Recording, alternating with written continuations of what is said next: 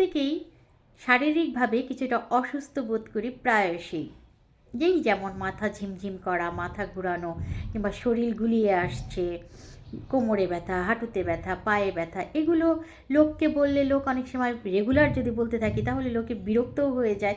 আবার ডাক্তার দেখালেও তেমন কোনো কাজও হয় না, আবার ডাক্তারের কাছে যাওয়ার মতো অসুস্থতা না। তো আমরা এরকম বোধ করি, তখন আমরা মানসিকভাবেও কিন্তু অনেকটা বিপর্যস্ত নেমে আসে, আমরা ফ্রাস্ট্রেট হই। কিন্তু আমরা যদি এই থেকে মুক্তি পাওয়ার জন্য ফজর নামাজের পরে 2 রাকাত সালাতুল হাজত পড়ি, তাহলে দেখবেন শারীরিকভাবে মানসিকভাবে আপনি অনেক স্বস্তি পাবেন। অন্তত আপনি এটা ভেবে স্বস্তি পাবেন যে আপনি আপনার সৃষ্টিকর্তার কাছে আপনার অসুস্থতার কথা জানিয়েছেন এবং তিনি অবশ্যই আপনাকে রোগ থেকে মুক্তি দান করবে। এটা ভেবেও আপনি শান্তি পাবেন যে আপনি আরোগ্য লাভ করবেন, আপনার ভালো লাগছে। ভালো থাকবেন সবাই। আসসালামু আলাইকুম।